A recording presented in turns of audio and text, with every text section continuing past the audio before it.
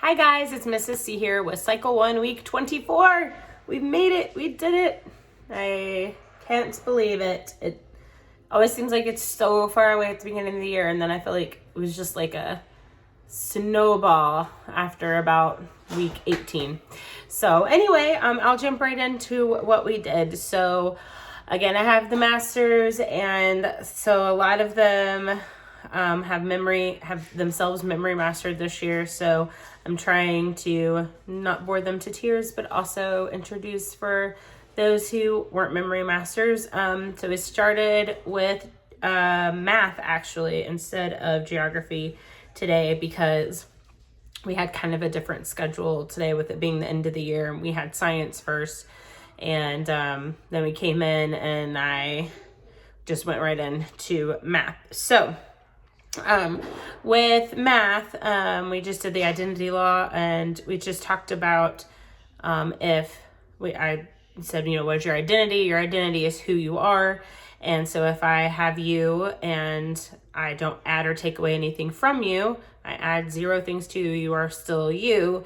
Or if we have a group and this group is these 3 people and we only have one of this group, they still stay this group, right? So anyway, just try to make it make sense with the word identity, that it just stays the same.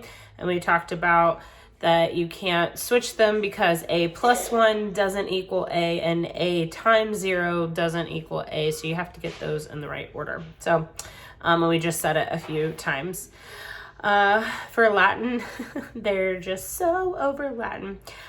We just sang through it really fast a few times. I didn't even fully write it up on the board. I wrote fifth declension, you've aced this, because it starts with ace.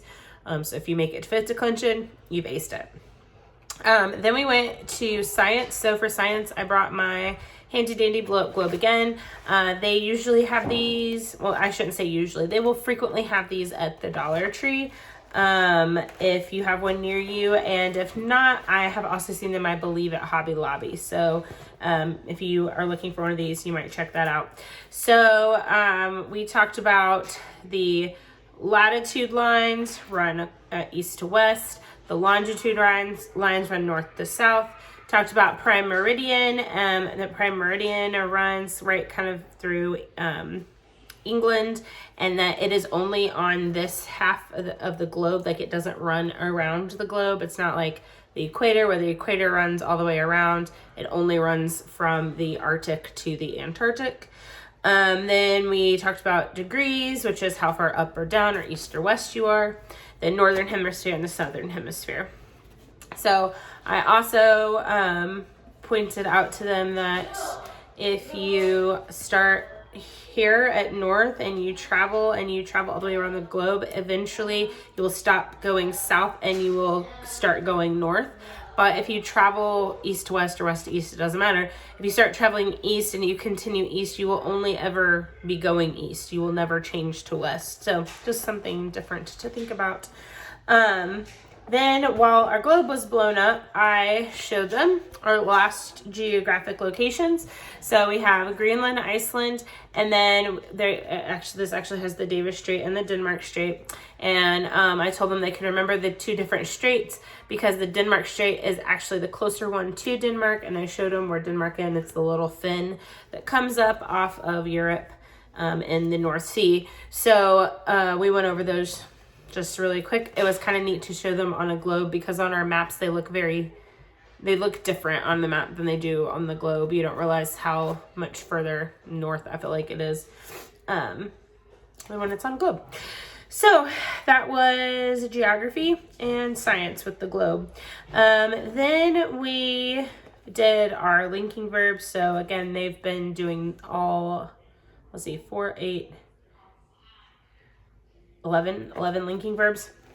I still need to find a good little song for this, because the songs really help me. But we went over all of them again, chanted them a few times, and I have been telling them all day that I'm mad at them because they refuse to stop growing, and they're all gonna go to Challenge A next year. And so my way I was gonna remember stay, smell, and grow is that teenagers won't stay small. They smell as they grow. So we we just chanted through our linking verbs a few times. Then we went on to history. So we broke down the sentence a little bit. Several of them I've had it memorized, of course, because memory masters, but I think a few other ones either remembered it from the last time through or just from listening to the CD this year.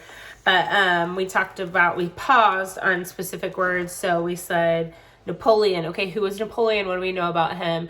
And I reminded them, Napoleon crowned Emperor of France. Where is France? Okay, France is over in what used to be ancient Gaul, right? Okay, and we're talking about the Portuguese Empire. Where is Portugal? It was in ancient Hispania, right? So let's get those in our head where we're talking about. So he threatens the Portuguese Empire. The king flees to Brazil. Where is Brazil? What continent is Brazil on? It's in South America. It's our biggest country in South America, right?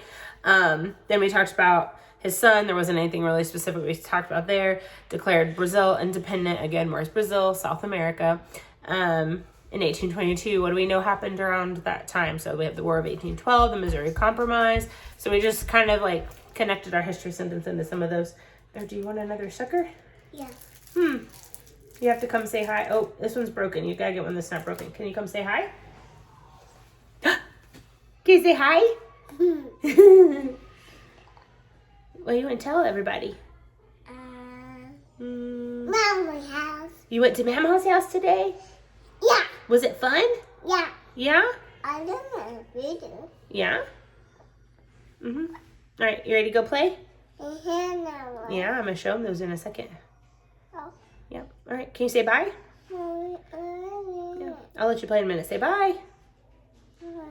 Okay. All right, go play with your toys. Here. There you go. Thanks. You're welcome. All right, go play. Mommy. Yep, go play. Okay, well, what Olivia's talking about over here, I'll show you now. So anyway, we went through the history sentence a few times, did that, and I erased those words that we talked about.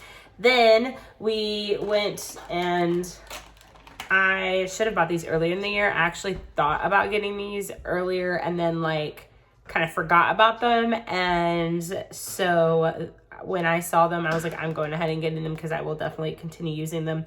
They're the weirdest, most funny things ever. So what I did was I took all the president's cards and mixed them up. And because I have even boys and girls, it just worked out that way. But I gave each student a pair of these. Well, the boys, I gave them a pair and I timed them. And then the girls, they each got a pair and then I timed them. But they're these little tiny hands. They're so weird and creepy, but hilarious to use. So they just go on your fingers and I have like a whole set of them. So I have one for each finger if I feel so inclined. So I made them take the tiny hands and they could only use their tiny hands to sort the president's cards and put them in order.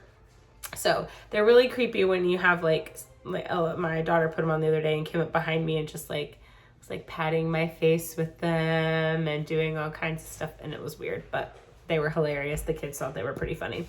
So we used the tiny hands. They had to put the presidents in order. You want that one? And we did that and sang them while we were doing it. And then once the last set of students got them in order, I then gathered them and we sang all the way through them, mostly to make sure I had them in the right order before I put them up. So that was timeline for today. I think that's everything. So yeah, oh, I will show you the last thing I want to show you. So if you have followed along with me this year, you may have heard me talk about my Bob that I've been bringing to class. This is my Bob Ross doll. I don't know if I've ever actually showed him on here before. This is Bob. He's hung out in class with us all year this year. He was very encouraging during Great Artists, just talked about like happy little accidents, and every time they did a tree, he got real excited about their trees. And when we played Deal or No Deal, Bob was the banker, and he just has always had a place in class. And at first the kids thought he was really weird, which was part of why I brought him in.